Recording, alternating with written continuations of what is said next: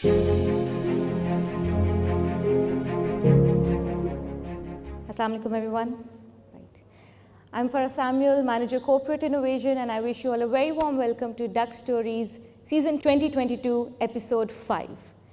Duckstories, as most of you would know, is a platform where we celebrate failures shamelessly because we believe that failure comes part and parcel with innovation. Today's episode is themed on agriculture. Agriculture forms the backbone of Pakistan's economy, and when coupled with modern technologies, it has given birth to today what we know as Agritech. So ladies and gentlemen, without further ado, please join me in welcoming Faisal Satti, co-founder EasyFresh Technologies, and Mansoor Majid, Head of Digital Platforms and Partnerships, Telenor Pakistan.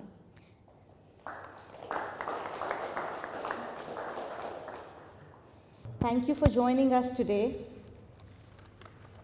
So, we'll be delving into a conversation on the future of Agritech, on the future of startups in the Agritech space, and our speakers will enlighten us on the current trends, the challenges, the future, and the hope for startup community. I'll start with Faisal, and I'll request you to please introduce yourself and tell us about your professional journey. Sure, fairly. Bismillahirrahmanirrahim. So I am actually an engineer by education, graduated from NAST, joined Procter & Gamble in Karachi in manufacturing side of things, so operations. Did that for a couple of years in Pakistan, then moved over to Saudi Arabia, then eventually Egypt. And at that time, I just wanted to do an MBA to move towards the commercial side of things. So that took me to INSEAD back in 2010. Did my MBA and post INSEAD joined Etihad Airways in Abu Dhabi head office, where I was leading the commercial strategy and planning side for Middle East, Africa, and Pakistan. So somewhere close to about $2 billion of revenue that I was managing at that time. But somehow I always wanted to do a startup, so that took me to a person named Mudassir Sheikha. And very interesting story. He actually asked me that why you want to join Careem. These are very early days for Careem. We're talking about back end of 2015, so close to 3-year-old startup.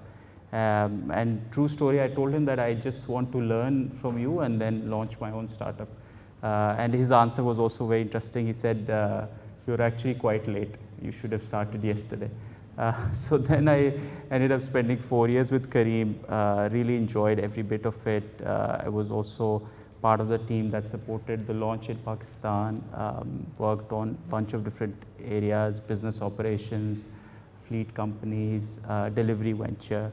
And then, interestingly enough, joined another startup called Karzati, which was the Kazoo or Carvana of the Middle East, which also got acquired last year. And then that brought me to EasyFresh. We started more than a year ago. It's been an extremely fun ride. I think I've enjoyed every bit of it, and looking forward to the next 5-10 years, no matter how long it takes.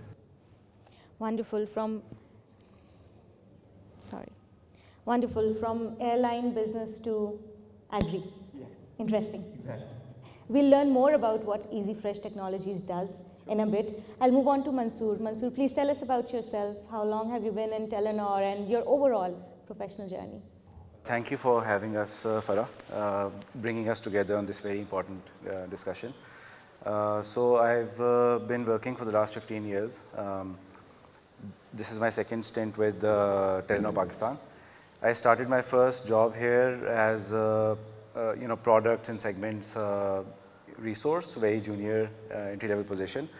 Been through different organizations over the last 15 years, mostly sales and marketing. The roles I most enjoyed were, had to do with partnerships, building products, trying to scale them, cross-functional, roles that were bordering on, cross-functional experience between sales and marketing and different commercial side.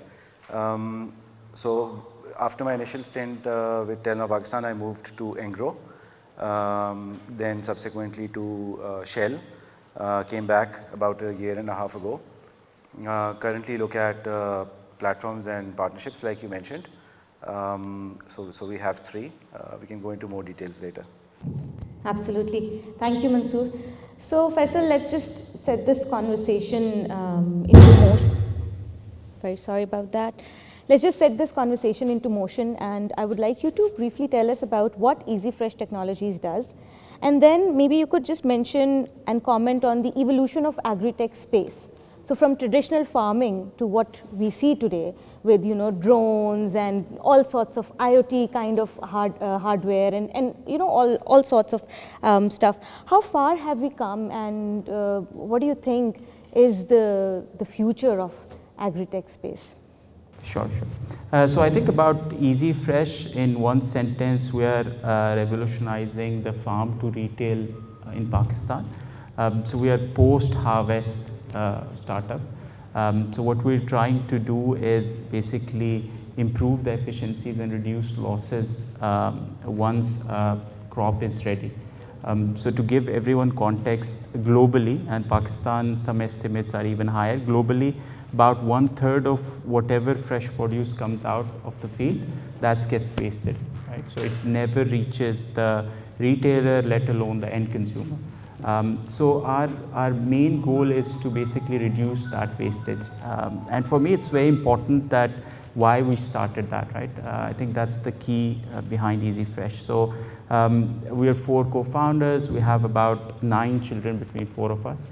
So we really wanted to make sure that in Pakistan, for our kids, their generation and the next few, there is food security, right? It's becoming a very, very vital challenge. And a lot of people, whenever you talk about agri-tech and agriculture, they talk about the yields and the fact that we have one of the lowest yields in the world. And that is a problem, that is a challenge. But very few people actually talk about this number, that 1/3 of all the produce gets lost in the supply chain.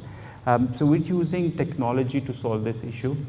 So we have the whole stack of technology, right from the time we buy from a farmer and our produce starts traveling from the farm all the way till our warehouses, and then eventually early morning when we deliver to the retailers. We have full traceability, we understand how much losses we are incurring throughout that process. And I'm actually very glad to say that we've brought those losses, which are, as I said, more than 1/3, to single digits over the last year or so since we've been operating. And I think to take on the other question about the evolution, I think there's one aspect globally and there's one aspect within Pakistan context. I think globally the agri-tech space has moved a lot more towards the efficiency side of things, in terms of using less water, using less inputs, using less fertilizers. That area is becoming more and more common. The vertical farming has become a very, very big opportunity area globally. But I think in Pakistan, we're still in the early stages of that evolution. We've seen initially there was a lot more focus on the input side of things and the marketplaces. Some startups did try to do what we were doing, the likes of Mandi Express, GA and Taza also on these sites. But I think that has subsided a little bit on that side. And more of talking about the future, what we see now in Pakistan is that there still will be a lot more focus on bringing this marketplace together, because the challenge in the agri economy in Pakistan still remains a lot to do with the farmers. The fact that the inputs are very hard to get, the fact that they don't have access to capital. So I think that part would still remain a very, very key focus area. But what we've realized is that the opportunity that we're trying to cater, I think that still is a massive opportunity. We put that number close to $50 billion in Pakistan in terms of the fresh produce which is being traded right now every year. So we'll continue to operate on that, but I think the whole landscape will move more towards the input side and the farmer side more. But I think we're sticking to what we're doing best. Wonderful. I just love the fact that you said that your business idea arose from something very close to you. Talking about your children, thinking about food security and sustainability for their future. And I think when business ideas arise from the bottom of your heart, then definitely longevity is a given, because you never stop working on it, you never give up, even if there are failures, right? Exactly. Right. So I would like to just go back a little in time, and in 2020 when the pandemic hit us, and it was a big hit, a bad hit globally. However, there were certain good things as well, blessings in disguise. One of those things was the increase in digital adoption, right? So I have some stats that say that COVID-19 accelerated digital adoption, with mobile data usage having increased by 77% in the fiscal year 2019 and 2020.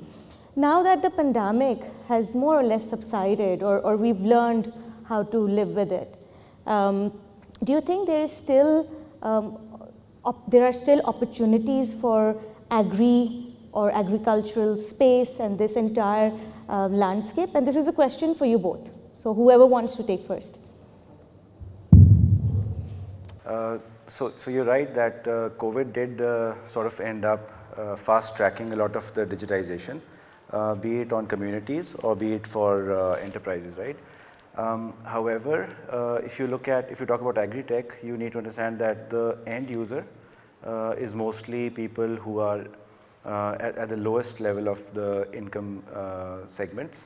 And there are two aspects to their ability to use tech per se. So there's the enablement side, and then there's the affordability side. I would say that the enablement side has improved significantly over the last decade or so. So with local manufacturing of smartphones, with Chinese imports, you see that the device penetration is improving. However, as far as the internet penetration goes, it's still about the rural side. In Pakistan, the internet penetration is still about half of the national average. So that essentially means that people who do have smartphones, even a lot of them, they can't afford to pay for the internet. And they perceive internet as sort of good to have, rather than something that can help them with their core income uplift and so on. So generally, I think things have evolved, but to be able to reap full benefits of technologies and Agritech, because itself is like a huge value chain. We were having a discussion before the session started.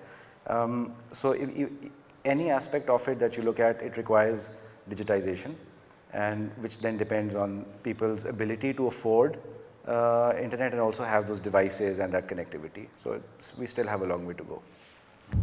I think I would second exactly what you said. We've seen, so we operate in a market where we have two types of customers, right? So on one end, we have the farmers from where we buy the produce, and on the other side, we have retailers where we sell the produce, right?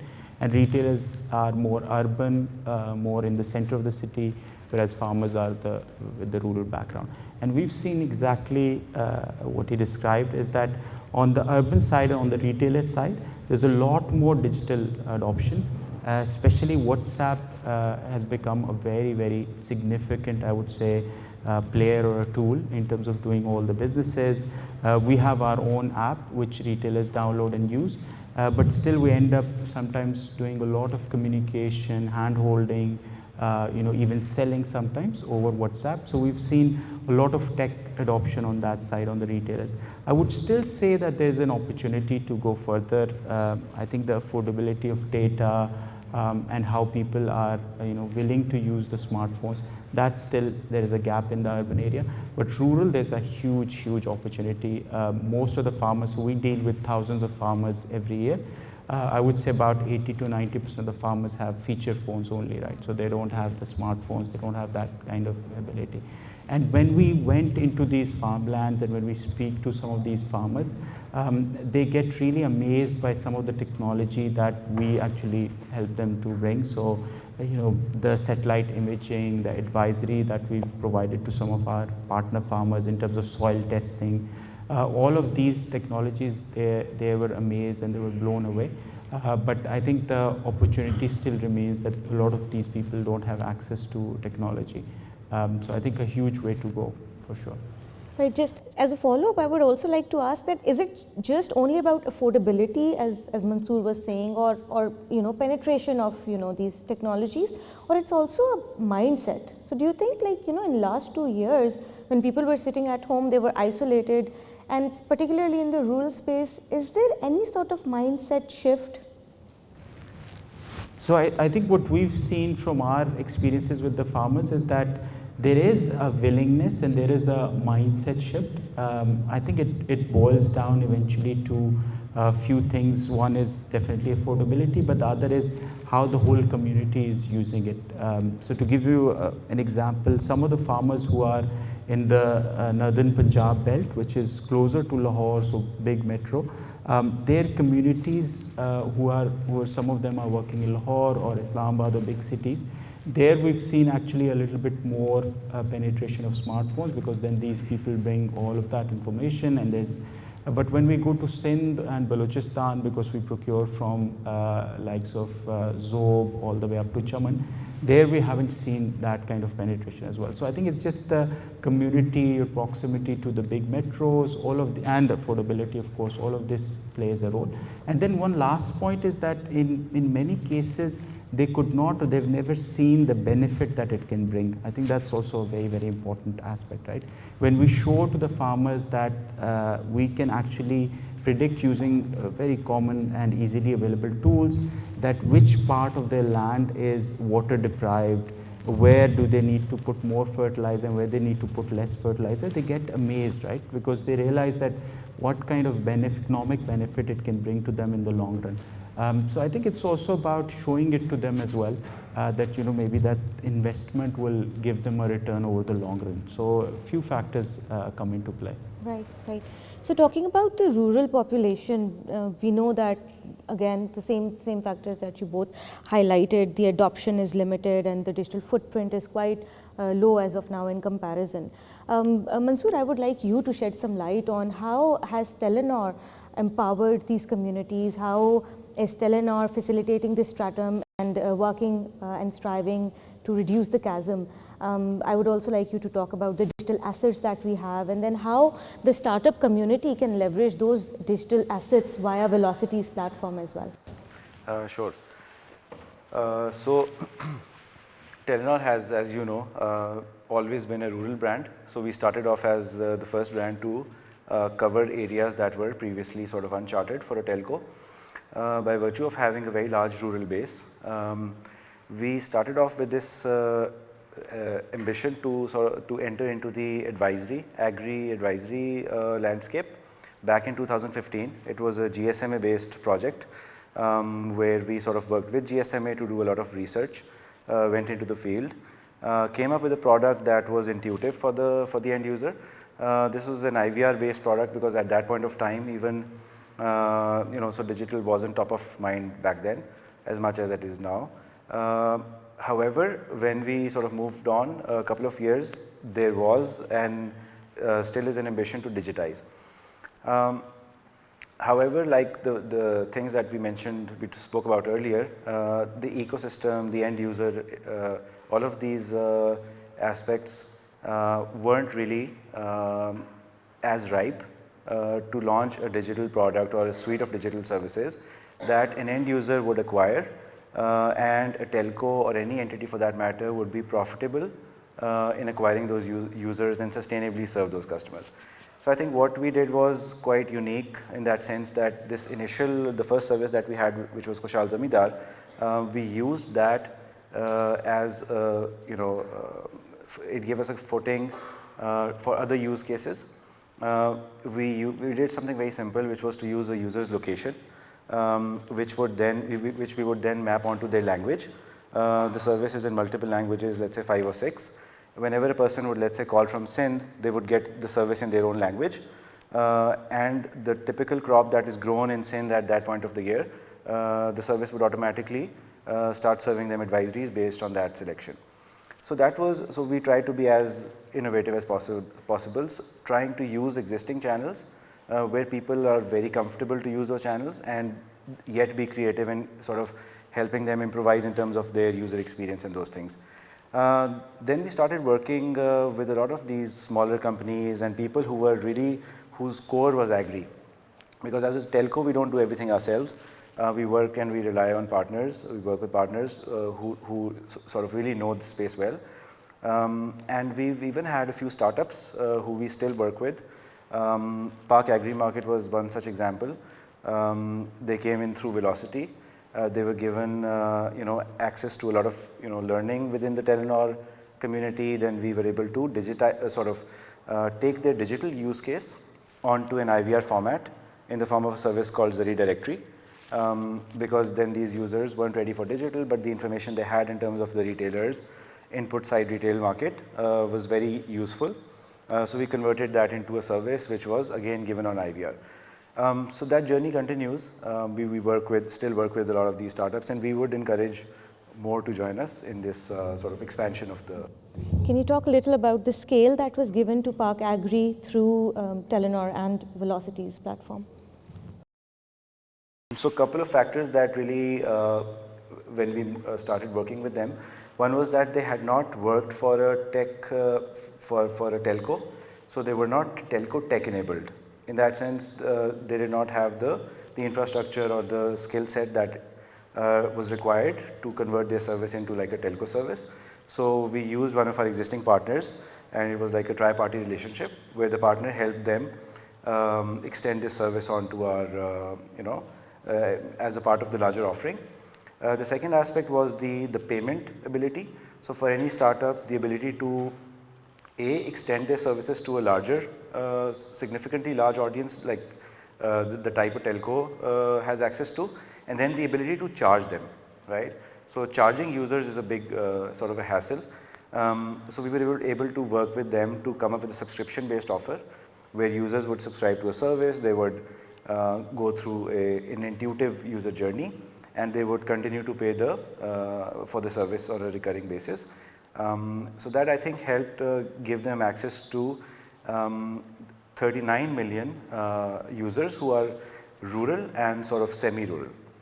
And then we also help the partner with their outreach, with the customer acquisition, and once the customers were onboarded, then they would use the service on the network, and the startup would get their share of the revenue, which was as for a startup, generating cash flows is important. So that helped them with that. And if I may add, they were scaled to 120 tehsils in central Punjab, right? Huge number indeed. So we all know that nobody has ever achieved anything alone, right? It's always, if you have to go far and farther, take people along and don't do things alone, building synergies and all that. So please help our audience understand who are the key stakeholders in this entire space. Not many of us would have an understanding. Is it just the farmer? Is it just the middleman? Is it the end user? Is it the government? So I would like you both to take turns and talk about those stakeholders, and then how convenient it is to bring them all on one page to make things better for the future in this space. Absolutely. So I think I give an example that any good movie usually has three parts: the beginning, the middle act, and the end. I think the farmers and our agri space also has exactly the same setup. The beginning is when the farmer needs the inputs, so seeds, fertilizer, pesticides, all of those things. And then the middle part is when he has to give water, make sure that the crop remains intact. And then the end is very important. When the crop is ready, he needs to ensure that as soon as he harvests, he finds the right buyer at the right price, and it gets picked up very quickly. So I think each act has its own set of stakeholders, and in some cases, in some areas, they are combined, in others they are far apart. So I think when a small and medium-sized landholder starts the process of starting the crop, then he has to go through this whole array of stakeholders, so whether they are traders in his local market, or sometimes the artis who actually provide the capital for in case of these small landhold farmers. And I don't know if all of you know, but in most cases the arti never provides the money. So I think this concept that the arti provides the capital in terms of cash, that never happens. Arti, is it Is the middleman. Aarti is the middleman. So Aarti or the middleman always provides you the input. So in some cases, what we've seen when we've been to these markets is that they provide a small piece of paper which says, for example, do bori urea, and then you take that paper to the local urea shop, and then he will give you that urea, and then you take that as well. So the middleman is that player that starts from that first act, right? And then in the middle, there are a lot of other players who come into play, as you rightly point out, the government, the local setup, how much water you can get, all of those things. And then in the end, once he's ready to sell, that's where again, as I said, the Aarti or the middleman comes into play, because if he's provided you the capital in form of all of these inputs, he then sits at the farm for a few days, and then he makes sure that he gets all the harvest from the farmer, and then at the right price. So I think if I can summarize, it's the traders or the dealers of the imports, it's the middlemen who are sitting, it's the local setup, the local shopkeepers and the local infrastructure providers, because in some cases we even have the diesel providers as well, who are part of this whole ecosystem, because the middleman then gives you a ticket or a page for like 10 liters of diesel which you need for your tractor. So I think it's a very, I would say, complex and diverse set of stakeholders, and so many companies and startups have tried to bring them all together at one page. But one thing I was just telling before our talk as well, one thing that has been missing throughout these marketplaces or setups is that the eventual buyer was not present, right? So if you were to provide all the inputs, if you were to provide all the advisory, but once the crop is ready, someone has to pay for that crop so that everyone gets paid. So I think that's where we've changed the dynamics a little bit. We've partnered with a few input providers, few advisory as of the produce. So then we guarantee that if the produce is of a certain quality, it's ready by this date, we will buy that produce because we have the demand ready. So I think it's this very, I think, subtle nuance that a lot of people have missed over the last few years, that eventually someone has to bring the capital to the table, and that has to be a buyer. If you go eventually to an Aarti or a middleman, he will then take his own commission, his own rates, and his own economic benefit. So then the whole thing collapses because there's no one to eventually pay for the deal. But then why? Why are we missing this buyer? There must be a reason for it. Exactly. Do you know about that? Exactly. And I think that's what we've been working for a full year. The main reason that we've been missing this buyer is that our post-harvest supply chain is very, very complex, right? So once a typical farmer, once he harvests his produce, he takes to a local mandi or a local marketplace where certain people exchange hands and some commission is paid. Then he takes to a tehsil or a district mandi, then again that produce changes hands and there's some commission which happens. And then eventually it comes to the big KLI mandis, Karachi, Lahore, Islamabad, right? Where eventually it goes to the wholesaler, and then the retailer goes to those mandis at night, does a bidding and then buys from it as well, right? So this whole process, this complex process, this actually always rips the farmer apart, because the farmer never gets paid on time. Once the retailer pays the wholesaler pays to the Aarti, and then the Aarti pays to the farmer. So that's why this is such a complex supply chain post-harvest. That is one of the reasons that why nobody wants to come into and play in that area. And what we've done is that we've simplified it to maximum so far. Of course, there's still a lot more opportunity to go, but we directly buy from the farm gate and we pay on time. So whenever we are picking up the produce, we usually pay on that time as well. So I think that's the reason why some of the startups actually have tried to move away from it, because it's quite complex. It takes a lot of operational as well as technology effort to drive efficiencies. Mansoor, would you like to add something to that? Yeah, just one or two things. So I think Faisal has very aptly sort of captured the influence of the Aarti. I think in terms of the influence of the government, I think the role that they need to play or they perhaps can play is huge. So current state of affairs is exactly as Faisal mentioned. However, if there is going to be an effort to bring people together to solve these very complex problems, nobody can do it like the government because of the scale, their presence on ground, their access to funds, and so many other things. So just that. Agreed. And so I think it's about time that I categorically ask you, Faisal, that since you right now are representing the startup community in agri-tech space, what are the challenges that you've been facing, be it in terms of the regulations, government policies, and all the previous things that you've mentioned? What are those specific challenges? How did you overcome them? And you can also mention if any challenge is still unresolved. Sure. Yeah, most of the challenges are still unresolved, I would say. But I would categorize the challenges into two buckets. One is, I think, general startup environment in Pakistan that has its own challenges, and then very specific to the agri and I think more around the agri-tech space, I would say. So I think first things to say on the general setup, it's actually quite hard to operate as a startup in Pakistan. It's not that easy, despite I think all the news and the hype that you would hear. I think a lot of founders are actually plowing through with their own sheer will. It's not that easy as well. The positive side first, I think one area which is actually a bright side, or one agency which is a bright side, is the SCCP. We've had an amazing experience with them. The process is very clear.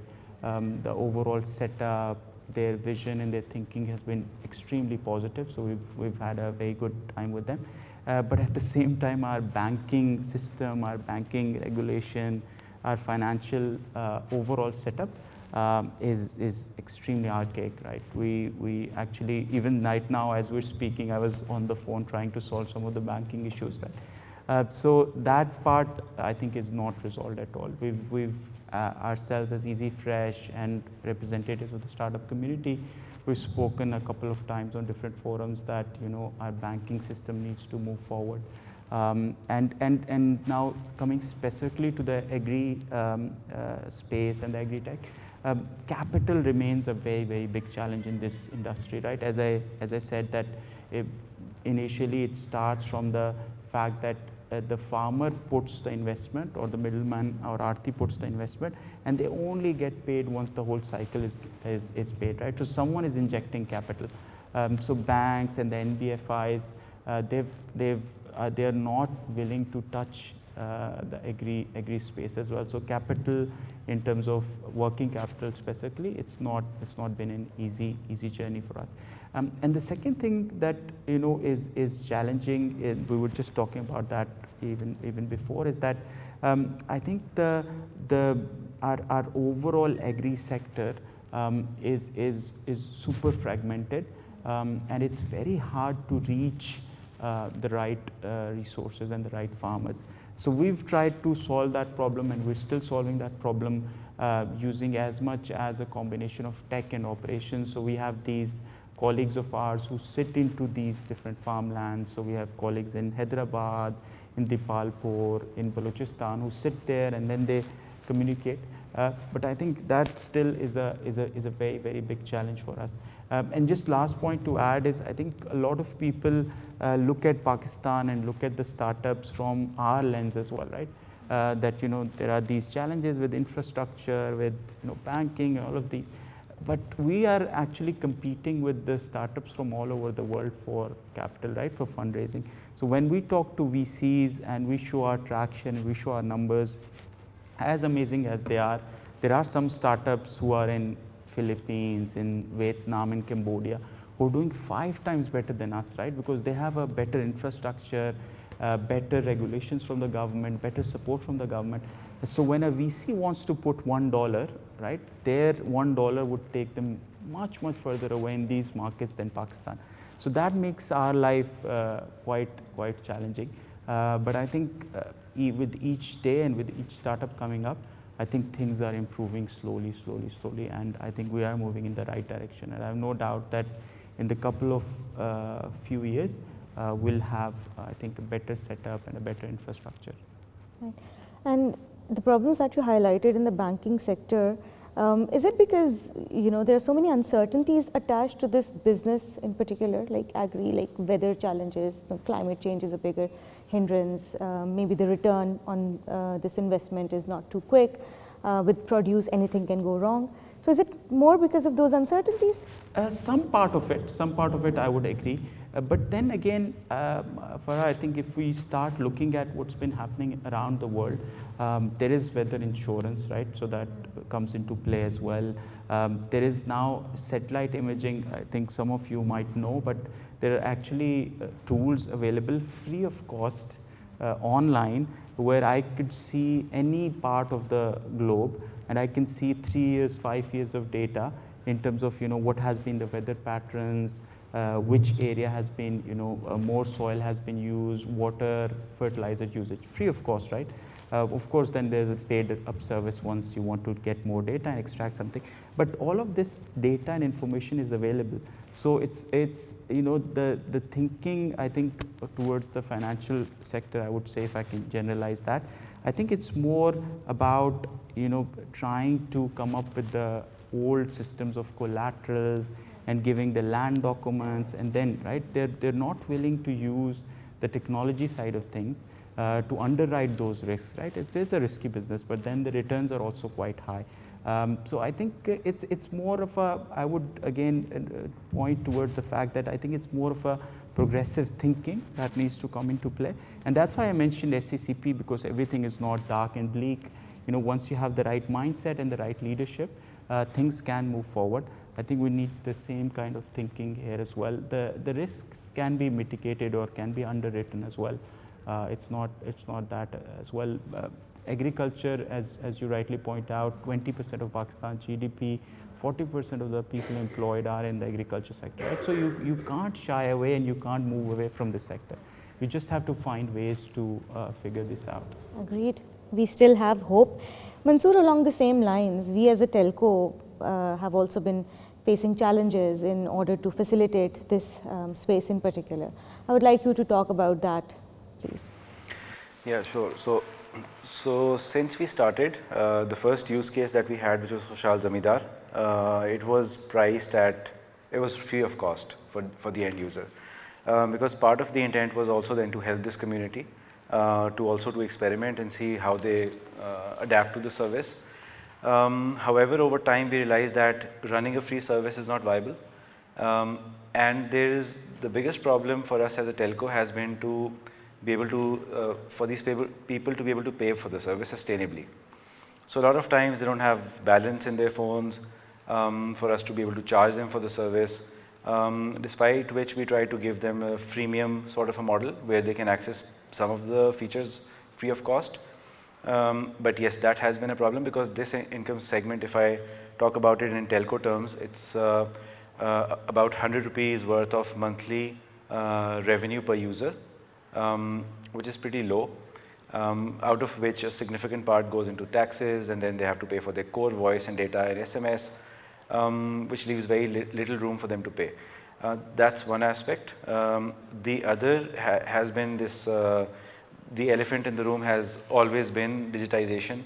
The ambition has been around that. So we've made multiple attempts to sort of digitize. We've also tried working with the government, but with changes in governments, there's lack of continuity. And if you're acquiring a customer on a smartphone app for, let's say, rupees 100 for the advertising and all of those things, the customer has to, in their lifetime, at least give you that money back, right?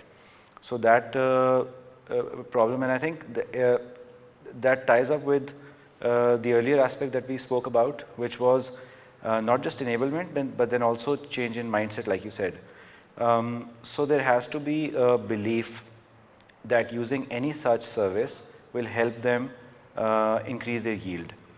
And I think what you were also talking about, Faisal, is that if a farmer knows that the benefit that they get out of applying inputs correctly, or acting on any of the advices that we give them, they can like save money in at least thousands, if not hundreds of thousands, right?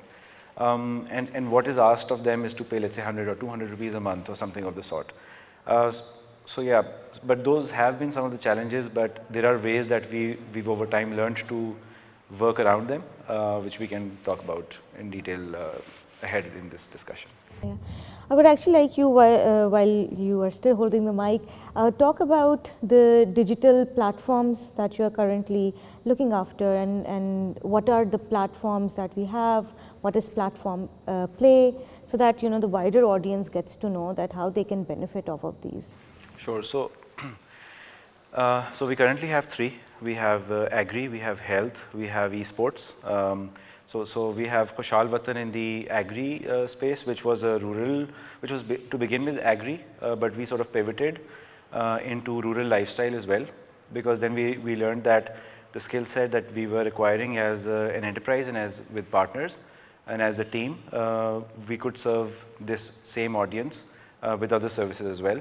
Where we have other verticals within the Khushal Watan portfolio, such as community empowerment, where we have women-centric services. We have services around infotainment services, where we give good social messaging, and similarly we have esports as a gaming platform. But when you say platform, there is a community, and then there are businesses that you link to that community. That's typically what how we use this term in our sense. In that way, this platform play has been our way to solve this, especially for agri, solving this viability problem, because if the customer end user is unable to pay, then you can have businesses pay to sort of finance the overall platform, and the end user can be charged as low as possible, and maybe possibly even free for some of the services. So we started talking to different people who were interested in reaching out to rural audiences. So far we've partnered with 3 or 4 people, some in the pharmaceutical space, because we also have health as one of the verticals. So we're now trying to solve that problem of giving access to this rural audience to these businesses, because they struggle due to lack of rich media content and lack of advertising avenues that you typically have with urban audiences on Facebook and Instagram and YouTube and all of those things. Those aren't really happening for the rural customer. So it leaves you very less mediums to target them for advertising and for awareness and all of those things. So with the platform play, we're helping businesses with their awareness campaigns and all. And this platform where the users are quite engaged on these services, it helps us do it in a way that we have a good amount of data on these users. So for example, somebody who wants to target women with a sort of a health campaign, let's say a social sector enterprise wants to help women with a health campaign, we can help them be very specific with their targeting. If they want to target women with smartphones, we can do that, and so many other things, right? So, but when we talk about platforms, the sequencing often sort of varies. In some cases, the customers or the community comes first. In other cases, the businesses come first.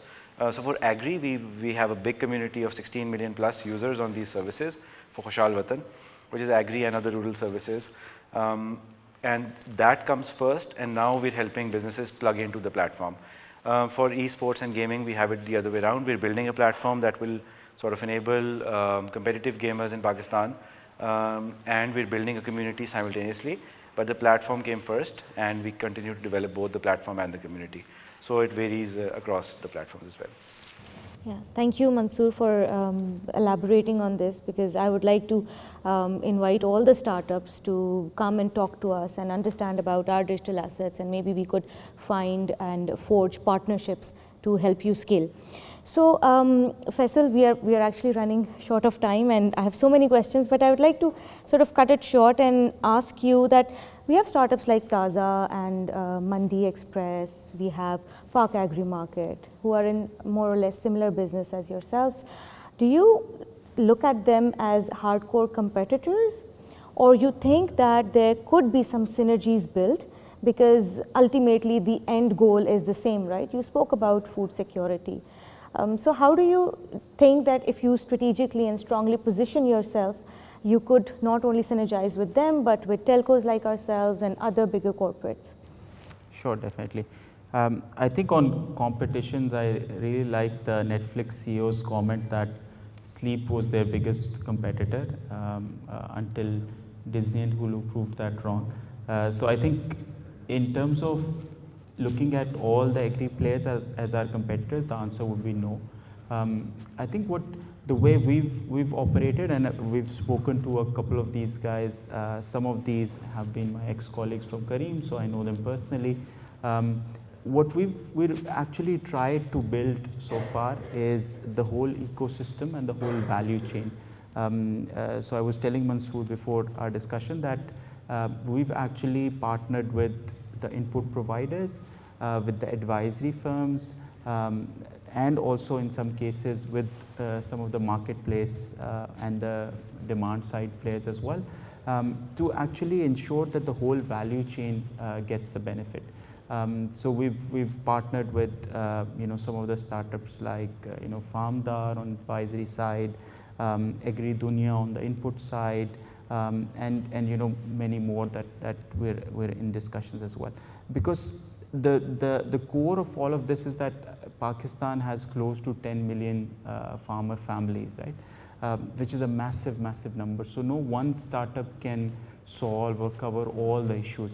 It has to be a joint effort. And strictly speaking, if some startups come tomorrow who are exactly replicating what we're doing, we need at least 10 to 20 in Pakistan, if not more, just to cover the whole supply chain. And as I told you in the beginning, it's like a $50 billion market. So the opportunity is massive. Everyone needs to contribute into that area. And collaboration is the way forward. I think competition is not going to work. Right. Thank you. As a parting message, what would you like to tell the startup ecosystem, Mansoor, from a telco perspective, and then Faisal from within the startup ecosystem? What are the keywords that you would leave us with? Sure. So I think it's difficult to speak on somebody else's behalf. So the challenges that the startups have, they're generally significant in Pakistan, but with Agritech it's sort of further complicated, right? However, I would like to say that we were having a discussion around cash flows before this also. I think the value chain is too big for any one startup to crack, right? And there needs to be, both for the farmer and the VCs of the world, there needs to be a belief in the product and the efficacy for the farmer, right? So they need, I think that we really desperately need a few success stories out of Pakistan that can maybe at a small scale help build that trust both for the farmer and the VC. So the general startup route is to do a lot of investing and acquiring customers, not really being too bothered about the business model and the viability in the long term. But we've had a lot of observations recently where very big, well-funded startups have had to sort of roll back. So I think particularly in this space, we really, because if we look at the size of the funding that we get in Agritech is very small compared to the opportunity. It's a multi-billion-dollar opportunity, and I really feel that if we have these successes, maybe a few, that will really help set that confidence for the ecosystem. I think my view has been, as I rightly pointed out before, is that we need a lot more startups. So I would encourage a lot of people sitting on the fence to come over and start. The fundraising environment generally has been difficult over the last, I think, few months, or I think entire 2022, if I would say. But again, I think if your fundamentals are strong, and if you have a strong why in terms of building the startup, the VCs are still investing, right? We've been generally fundraising. We tend not to announce because we think that's a very big vanity metric, so we never share that information.